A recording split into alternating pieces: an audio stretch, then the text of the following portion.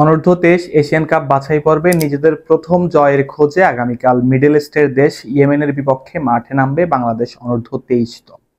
প্রথম ম্যাচে ভিয়েতনামের বিপক্ষে ভরাডুবির পরে ইয়েমেনের বিপক্ষে ঘুরে দাঁড়ানোর ব্যাপারে আশাবাদী ফুটবলার এবং কোচিং প্যানেল।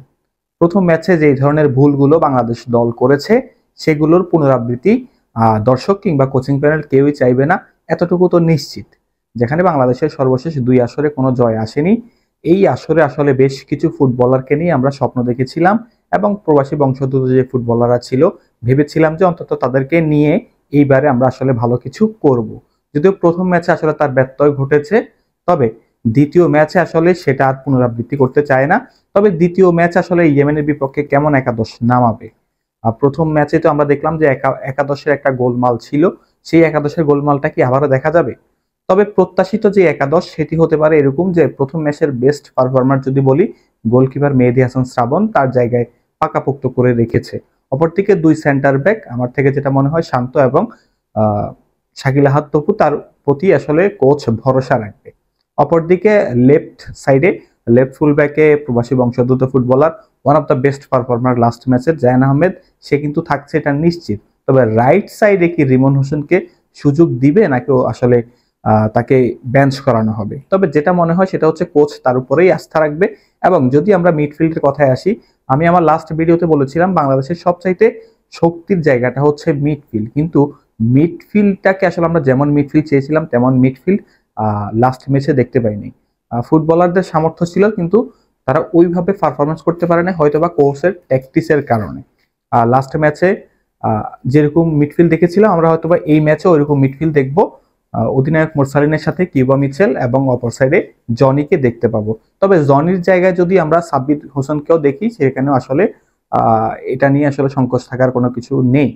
তো যদি আসি ফরওয়ার্ডের লাইনে, লাস্ট ম্যাচে আমাদের আসলে যেই সেন্টার ফরওয়ার্ড ছিল তাকে বল সাপ্লাই করার মতো কোনো উইং এ ছিল না, না রাইটে ছিল না লেফটে ছিল। তো ওই রকম বিচারে আমরা ভাবতে পারি যে কিউবা মিচেলকে লেফট সাইড থেকে শুরু করানো হবে এবং রাইট সাইড থেকে তানজিল শালিককে শুরু করানো হবে। যদিও প্রথম ম্যাচে তানজিল শালিককে আমরা এক্সপেক্ট করেছিলাম একাদশে, কিন্তু কোচ তাকে আসলে সুযোগ দেয়নি এবং যখন সর্বশেষ তাকে নামানো হয় শেষ দিকে, তখন তার যে অসাধারণ নজর কাড়া পারফরমেন্স সেটা আসলে সবাই দেখেছেন।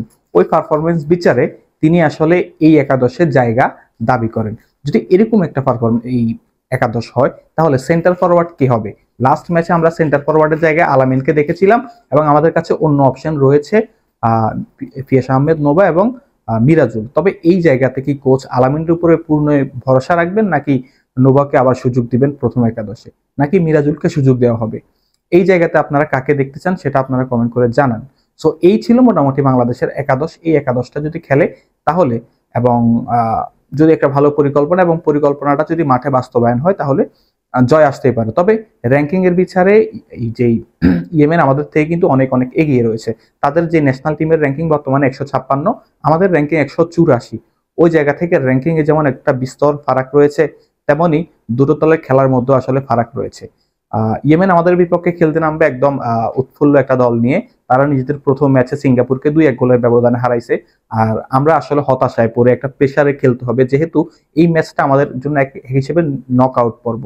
যদি এখান থেকে আমরা হেরে যাই তাহলে তো সুযোগ নাই, আসলে ড্র করলেও কোনো রকম সুযোগ থাকছে না মূল পর্বে খেলার।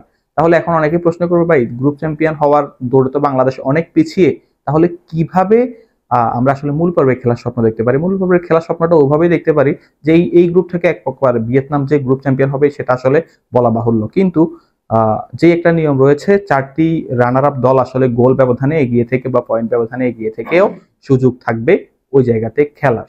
তো ওই ক্ষেত্রে বলতেছি যদি বাংলাদেশ এই ম্যাচটা জিততে পারে এবং গোল ব্যবধান যদি বাড়াতে পারে, যেহেতু ইয়েমেনের গোল ব্যবধান 1, তো ওই জায়গা থেকে বাংলাদেশ যদি ইয়েমেনকে বড় ব্যবধান হারাতে পারে তাহলে, তবে বাংলাদেশের জন্য এটা অনেক কষ্টকর হবে। বললাম তো সেটাই, যে বাংলাদেশ একটা প্রেশার নিয়ে খেলবে আর ইয়েমেন সেই জায়গা থেকে প্রেশারটা আসলে অনেকটুকু রিলিজ করে খেলবে।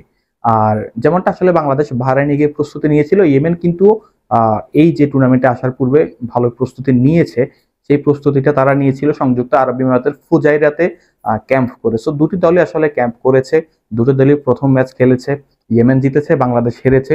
শুধু হারেইনি, আসলে বাজেভাবে একটা বাজে খেলা খেলে আসলে হারছে। তো দিন শেষে আসলে ফুটবল এমন একটি খেলা যেখানে আপনি বড় দল ছোট দলের পার্থক্য করতে পারবেন না একদম লাস্ট মিনিট লাস্ট হুইসেল পর্যন্ত। 90 মিনিটের খেলায় অনেক কিছুই হতে পারে, এই জন্য আমাদেরকে আসলে ওয়েট করতে হবে until the last whistle. So এই ছিল আজকের এই ভিডিও। আপনারা আশা করি ম্যাচের পর আপনাদের সাথে আবার দেখা হবে, জয় হোক কিংবা পরাজয় সেটার আসলে বিশ্লেষণ নিয়ে দেখা হচ্ছে পরবর্তী ভিডিওতে। ভালো থাকবেন, সুস্থ থাকবেন, সালাম আলাইকুম।